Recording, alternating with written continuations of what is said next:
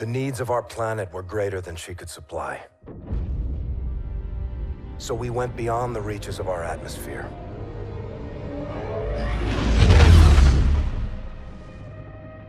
The new frontier offered the promise of a new beginning.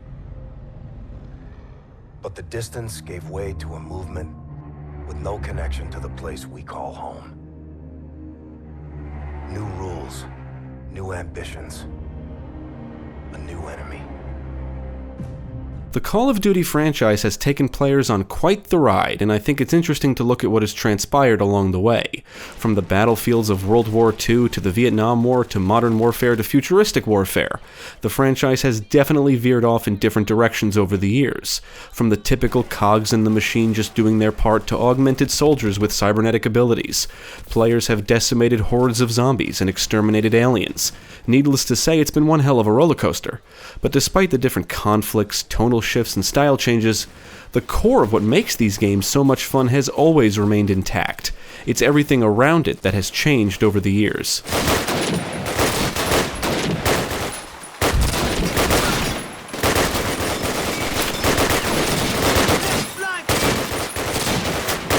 In my opinion, Infinity Ward has developed some of the most exciting games in the series. In fact, all their titles up to and including Modern Warfare 3 are excellent. Ghosts is where they lost some steam. It's not a terrible game by any means, but I don't think it's anywhere near as good as their previous titles. Regardless, it's just one misstep in a decade of otherwise amazing titles. And I was still looking forward to playing their next entry, Infinite Warfare. Developed by Infinity Ward and published by Activision, Call of Duty Infinite Warfare was released for PC, PlayStation 4, and Xbox One in November 2016, and certain additions come with Call of Duty Modern Warfare Remastered. This review will contain some spoilers, so if you're sensitive to spoilers, now is the time to stop watching. You have been warned. Now let's take a look at Call of Duty Infinite Warfare and see what we're in for this time. Why the hell is set def allowed in that airspace? By permission of the Accords. All nations have access to Sir, that objective required a full strike force, not a four-man team. Lieutenant Reyes, I implore you to use diplomacy in this office. Take a different tact. Yes, sir. Infinite Warfare is another entry with a cinematic-style campaign set in the future, and instead of taking you to different locations around the globe, the campaign takes you to different locations around the solar system. After the Earth was stripped of its natural resources, the nations formed the United Nations Space Alliance, UNSA, and established colonies elsewhere in the solar system to gather resources. The plot primarily centers on a conflict between the UNSA and Settlement Defense Front, SDF, a hostile faction consisting of former UNSA colonies that seek total control over the solar system. So I'll get a combat rescue team out there now. There's no one out there, Reyes. Gator, call the flight deck. I'll go out there myself. I'll go with you, sir. Captain, we've no life signs, no beacons. It's a total loss, sir. That's a signal buoy. The plot itself is okay, but it's the characters that kept me engaged. I was more interested in them than I was in the actual conflict. The writing is pretty good, several characters are well developed, and the performances are excellent. This is definitely one of the more dramatic and emotional storylines in the series up to this point. I still say Black Ops tells the best story, with Black Ops 2 trailing right behind it, and I would say Infinite Warfare is next in line. I knew there was something I didn't like about you sons of bitches. That explains the white uniform and submarines. Submarines. Yeah. Only the Navy could build a ship designed to sink. Let's gear up and get evil. Sure thing. The cast of Infinite Warfare is comprised of some notable talent, including Kit Harington and David Harewood, and I think one of the best performances comes from Brian Bloom, who plays the protagonist Nick Reyes. Infinite Warfare is Infinity Ward's first foray into the zombie world, and the mode features the talents of some big names, including Seth Green, Paul Rubens, Pam Grier, David Hasselhoff, and Kevin Smith.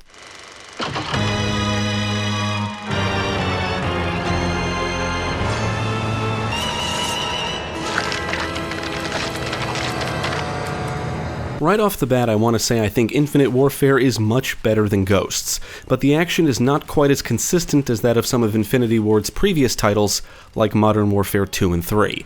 There's plenty of enemies to shoot, but the action does slow down frequently to convey story beats, among other things.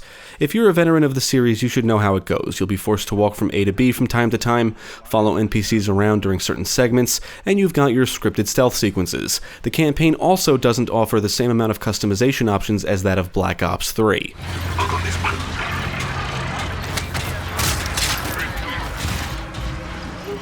Our entrance. Your way. So I guess the ultimate question is, what does Infinite Warfare do? What's its gimmick? What makes this one different? Outer space is the big gimmick, floating around in space and flying around in space. That's the draw here, and Infinite Warfare does carry over some things from some of the recent titles like boost jumping and wall running.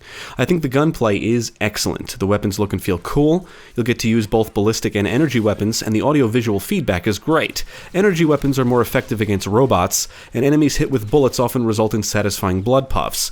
Certain weapons can obliterate foes, resulting in them exploding into a bloody mist. It's very satisfying stuff. Now, move!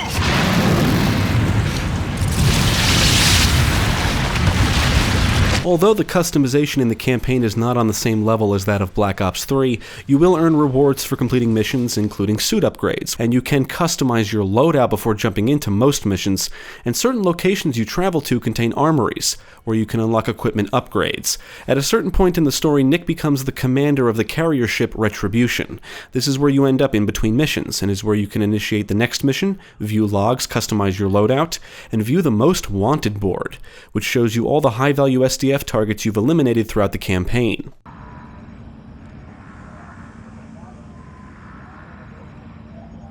One of the more interesting aspects of this campaign is that you have the option to complete side missions. They come in two forms, Ship Assault and Jackal Strike. Ship Assault missions mostly consist of your typical run-and-gun action. You assault and/or infiltrate a ship, and some even give you the option to sneak around on your own. Jackal Strike missions let you fly a Jackal around different locations and engage different enemy ships, including fighters and destroyers. I don't think the side missions are spread out enough because I completed most of them early on. Furthermore, they can get a bit repetitive. Don't get me wrong, I enjoy flying around in space engaging enemy ships as much as the next guy, but that's all the Jackal Strike missions are. It just feels like the same thing every time. The big incentive to complete these side missions is the rewards.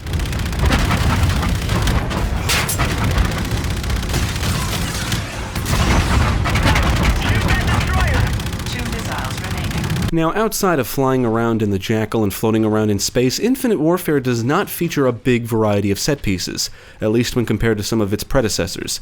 Much of the campaign is your typical run-and-gun action, and there are some really cool firefights peppered throughout. I think one of the most memorable is set in Geneva. SDF forces invade and you have to move through the streets and buildings engaging soldiers and robots. It's reminiscent of some of the more chaotic battles in Modern Warfare 2 and 3.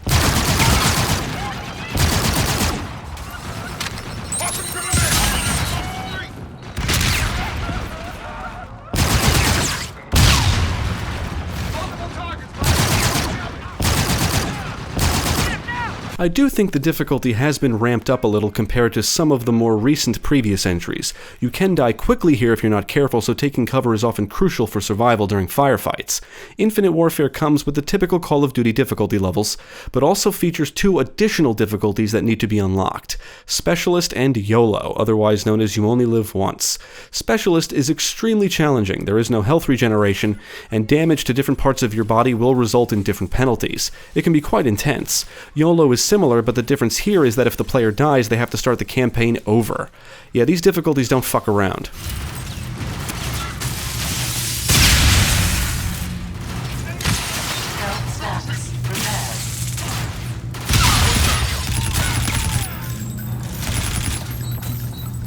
This is another campaign that takes you to a good variety of locations. You'll shoot your way around SDF destroyer ships, a lunar terminal on the moon, a mining colony near Mercury, a weapons lab on Europa, and a refinery on Titan. The environments are mostly linear as expected, so you and the action are always contained. It's your typical mix of tight open and vertical spaces, and the bigger firefights are set in more open-ended areas. During most battles, I noticed there was always plenty of options when it came to routes and positions.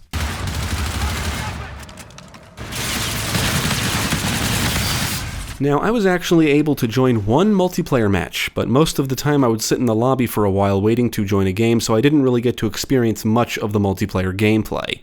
I was also unable to engage zombies with other players, which was very unfortunate. I would typically sit in the lobby by myself. Sometimes other players would join, but not enough to start a match. Luckily, the mode can be played solo.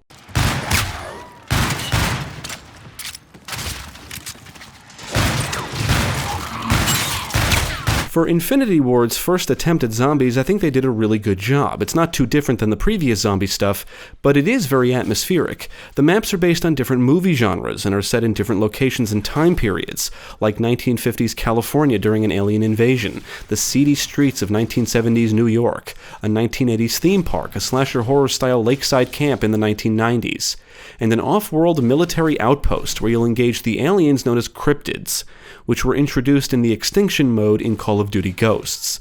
Zombies also features a boss battle mode where you can simply fight the bosses of each map.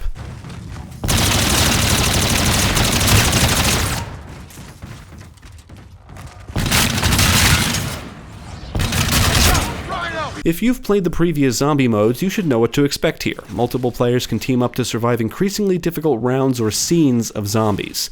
You shoot and kill zombies for points and cash, which can be spent on new weapons and access to new areas, among other stuff. Zombies will sometimes drop temporary power-ups and pickups like ammo and cash. You can deposit money into ATMs and you can buy up and atoms, which are basically self-revives. When you die, you'll end up in the Afterlife Arcade, where you can play games for soul tokens, which allow you to return to the map. Time to tip face, Daddy-o!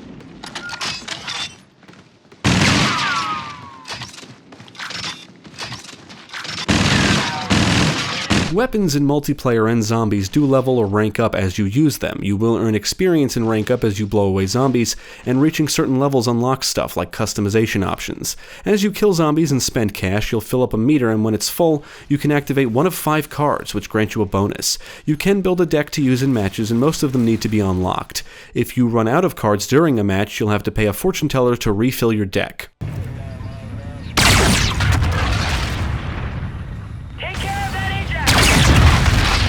The Call of Duty games are known for their excellent audio-visual presentations, and Infinite Warfare is no exception. The game looks amazing, and the pre-rendered cutscenes in particular look incredible. The weapon models look great, and weapons sound good when fired. The environments are diverse and detailed, and the game features some beautiful backdrops, including distant planets and the gorgeous Geneva cityscape. The soundtrack consists of a mix of dramatic and intense tunes that do fit what's happening on screen, and the music often helps elevate the more dramatic elements in the story. On the technical side, the game ran great, and I encountered no major problems. Nice shot. So apparently, upon the release of the initial trailer for the game, it was heavily criticized by the community out of frustration with the direction the franchise was moving in. So I guess I'm in the minority that enjoys this new direction. I'm all for space battles, futuristic warfare, and augmentation. Despite the initial backlash, Infinite Warfare reviewed rather well, and I did enjoy my time with it. Granted, I think Infinity Ward has made better campaigns, but this is still a fun time and certainly doesn't dip as low as Ghosts. At least I don't think so. I also think this might just be the best story Infinity Ward has told so far. They did a great job with the zombies mode, and I found it to be very atmospheric. But I have to say, I am a little sad to see that nothing like the Special Ops mode in Modern Warfare 2 or 3 has returned. Infinite Warfare may not be my favorite game in the series, but it's got some cool firefights and memorable sequences, and there's enough here to keep players coming back for a while. Something tells me down red. I would recommend Call of Duty Infinite Warfare. If you're not a fan of the direction the franchise has been moving in, it's probably safe to say you might be better off skipping this one. But if you do enjoy this new direction or just love the franchise in general, I don't think Infinite Warfare will disappoint. It's still a Call of Duty game at heart. It's still a linear, guided, flashy, action-packed first-person shooter experience. Except now the action takes you to outer space and different planets and moons. Definitely check it out. Admiral, sir. What is it, Ethan? The Aegis guns. They appear to be tracking our fleet. Incoming! I'll take it! Hold on! No joy! I can't control her! STF destroyers inbound! All stations, shots fired at the Aegis control tower. Send in, shots fired. This is not a drill. Divert and deploy all available assets immediately. Right for impact! Hold on! Thank you for watching. If you enjoyed this video, check out the rest of our channel, follow us at the links below, and you can also support us on Patreon. If you're interested in more gaming content, check out our friends over at Gamecast.